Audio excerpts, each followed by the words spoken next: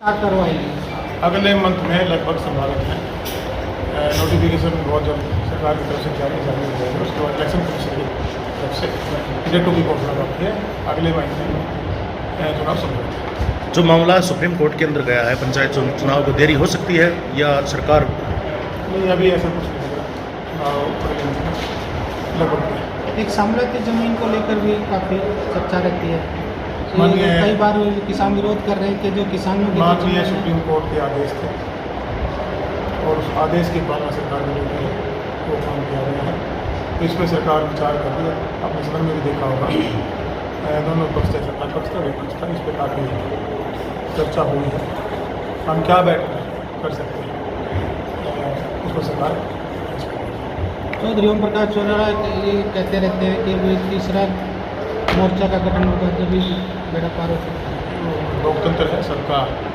अब तो वो क्या कहते हैं, फैसला तो देश की जनता ने, प्रदेश की जनता। क्या जेजेपी सिंबल पे लड़ेगी अब की बार चुनाव, पंचायत वो चुनाव? हमारा अभी हमने जो हमारी मीटिंगें रखी हैं जिला लेवल पे, हमारे जो पार्टी के पदाधिकारी हैं, हमारे साथी हैं, उनसे हम फीडबैक लेने के लिए आए हैं। उस फीडबैक के बाद जब चंडीगढ़ में हमारे जो दोनों पार्टियों की तरफ से कमेटियाँ बनी हैं, उस कमेटी में हमारी बात जाकर रखेंगे और पार्टी फैसला लेंगे। दोनों पार्टियों का फैसला होगा। उस टाइम सिंबल पे जाना नहीं जाना। हमने हमारे साथियों को से ये आह्वान किया, रिक्वेस्ट की है कि जो पार्टी को समर्पित सिपाही है, हम उनको चिन्हित करें। बाकी जो फैसला होगा वो फैसला आपके सामने आएगा। कब तक हो सकता है ये फैसला लिया जा सकता है? ये बहुत जल्दी हमारे जो 15 अगस्त है, 15 अगस्त तक लगभग ये मीटिंग शायद 15 के बाद ही उसमें फैसला। सर, जिस तरह से बिहार में राजनीति ने पटक की है, नीतीश कुमार ने ये कहा कि जिस तरह से भाजपा क्षेत्रीय पार्टियों को खत्म करने में लगी हुई है, तो सबको एक साथ आना चाहिए, इनसे बचना चाहिए।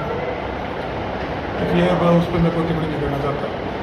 हम तो जो हमारी पार्टी का कार्यकर्ता है, आज हमने उनसे आह्वान किया है कि ज़्यादा से ज़्यादा लोगों के बीच में जाएँ। अपनी पार्टी की विचारधारा तो देवीलाल जी की विचारधारा है, उसको घर घर तक ले जाएँ।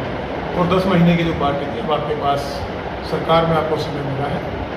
हमारा लोगों पे विश्वास है और जो वोट परसेंटेज हम सिर्फ 10 महीने में 17% देंगे। हम ईमानदार से सरकार में आज गठबंधन में काम कर रहे हैं और मैं ये महसूस करता हूँ कि आने वाले समय में हरियाणा प्रदेश की जनता का आशीर्वाद है। जेजेपी को एक मुहिम लेके चली हुई है दुष्यंत को सीएम बनाने को लेकर। बिल्कुल, जबकि आपका गठबंधन बीजेपी के भी साथ। आज हम गठबंधन में हैं। पहले हम गठबंधन में चुनाव नहीं लड़े थे, परिस्थितियाँ उसको अलग किस्म की थी। जब हम चुनाव लड़े, विपरीत स्थितियाँ थी। उसके बाद जनता के हित के लिए, प्रदेश के हित के लिए हमने आज संयोग में गठबंधन में सरकार चला रहे हैं। आने वाला समय दोनों पार्टियों का फैसला होगा, वो तय करेगा। और जब वोट परसेंट बढ़ेगा, सीटें ज़्यादा आएंगी, तो स्वाभाविक ही बात है कि पार्टी का बनेगा। चाहिए अभय चौटाला, चाहिए भूपेंद्र सिंह हुड्डा, ये कहते रहते प्रदेश में जो सरकार नाम की कोई चीज़ नहीं है, क्राइम नंबर 1 है, बेरोजगारी नंबर 1 है। देखिएगा, वो विपक्ष की भूमिका होती है, वो अपना काम कर रहे हैं, उनका वही है। वहीं सदन में जिस तरह से आरोप लगाए हैं कि जो विपक्ष के लोगों को बोलने तक नहीं दिया जाता। पूरा टाइम मिला है और सबको टाइम दिया गया है। सबने अपनी बात मजबूती से हर विधायक ने रखी है। पक्ष और विपक्ष को भी पूरा समय मिला, पूरा टाइम दिया। सर, एक सवाल और है। CMI की रिपोर्ट के अनुसार हरियाणा बेरोजगारी में नंबर 1 है। जब चुनाव लड़ा था उस दौरान जेजेपी ने वायदा किया था कि हम 75% का जो आरक्षण है निजी उद्योगों में हरियाणा के युवाओं को देंगे, लेकिन उसके बावजूद भी नंबर 1 है बेरोजगारी में। युवा कैसे? कोविड का समय था, पूरे विश्व में रोजगार भी उसे व्यापारिक ढांचा भी हमारा हिला है, सोशल ढांचा भी हिला है, तो किसी के बस में थोड़ी ना था।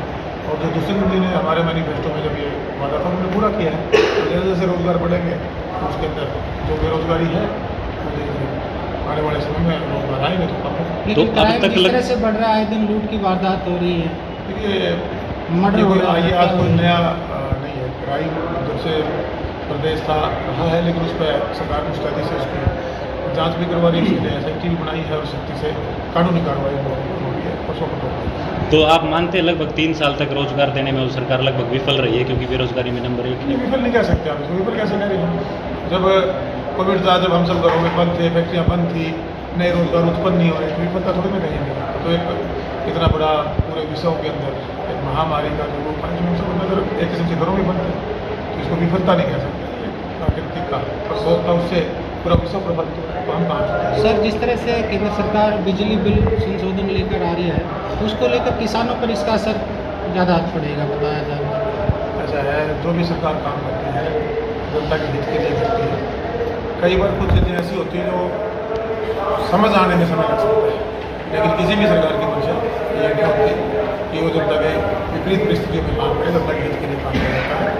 और ये बिल चाहे हमारे केंद्र सरकार द्वारा चाहे राज्य सरकार द्वारा जाती है, प्रदेश स्वदेश एक रेवड़ी आपके पास सेंटर पंचायत काफी महकमा ज़्यादा- है, गांव के लिए क्या कुछ विशेष योजनाएं हैं जो विकास में गांव पिछड़ते जा रहे हैं, उसके लिए क्या योजना लेकर आ रहे हैं? देखिए, गाँव के अंदर जो मूलभूत सुविधाएं हैं, जो हमारे लोगों का हक है, वो उन तक देना हमारे गठबंधन की सरकार उसके लिए वचनबद्ध है। और उस पर पिछले 2 साल बिल्कुल ये सही है कि जो डेवलपमेंट की जो कार्य जिस प्रगति सुनिश्चित नहीं हो पाएगी, उस कांड में पहले भी आपको बता चुका हूँ। उसके बाद हम अपने पूरा खाका पूरे प्रदेश का एक रोड मैप के साथ तैयार किया है। जो मूलभूत सुविधाओं के 24 घंटे बिजली देने की बात है, उसमें काफ़ी हद तक हम कामयाबी हुए। 5000 के आसपास गाँव तक हम गए भी हैं। उसमें जहाँ लाइन लोग ज़्यादा है वहाँ 16, 18, 22, 24 घंटे की लाइटें गई हैं। इसी तरह शौच पानी देने की बात हो, सड़कों का काम हो, ग्रे वाटर मैनेजमेंट के तहत जो ओवरफ्लोइंग का किसी भी सरकार का जो ध्यान नहीं था, हमारी गठबंधन की सरकार ने उसमें भी जो 1800 करोड़ से पहले फेज में 3500 गाँव को टारगेट किया है। इसी प्रकार ई लेवल देने की बात हो, स्कूलों में कोई इम्प्रूवमेंट करने की बात हो, जहाँ एज पर नीड जिम देने की बात हो, तो 8 सुविधाएँ हमारे गाँव वासियों को चाहिए। गाँव का स्वच्छ लेकर पार्क बनाने की बात हो, स्ट्रीट लाइट लगाने की बात हो, कैमरे से बेस्ट करने की बात हो, उस पर हमने पूरा काम शुरू किया हुआ है। और मैं ये नहीं तो नहीं कहता कि पिछले 60 साल में जो डेवलपमेंट नहीं हुई, आप लेवल तो वहाँ भी हुई होंगी, लेकिन मैं ये जरूर कह सकता हूँ कि पिछले दिनों में जो एक बंद तरीके है जो काम नहीं हुआ, उसको हम अगर लेकर सर, एक आपने कहा था कि जो कर्मचारी हैं काम नहीं करते उनको बख्शा नहीं जाएगा, अधिकारी हैं उनको कब एक्शन लेंगे आप? कार्रवाई आपने देख रहे हो, रोज नहीं हो लग रही है, आप सोशल मीडिया खुद आप पत्रकार साथी हैं, जो एक्शन जहाँ भी हमारे पास शिकायतें आई, हमने वहाँ सख्त कानूनी कार्रवाई करने का काम किया है। और अब बहुत सुधार पहले से डिपार्टमेंट में हुआ है।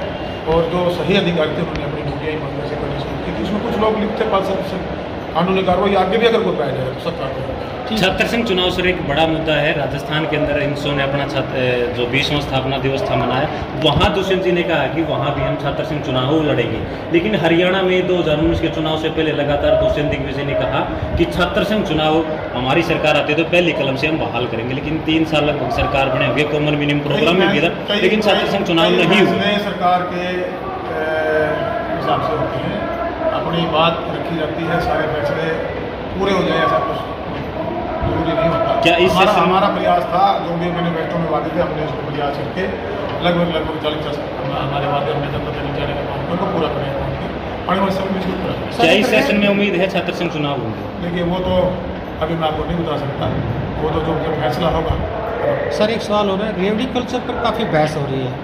इस चीज़ पर रेवड़ी कल्चर, जो रेवड़ियाँ नहीं होती, मुफ्त सुविधा, जो मुफ्त सुविधाएं दी जा रही है उसके मुझे तो खिलाफ? मुफ्त की चीज़ों का ज़्यादा ज्ञान है नहीं, हम तो काम करने वाले लोग अपना काम करें। ठीक है सर।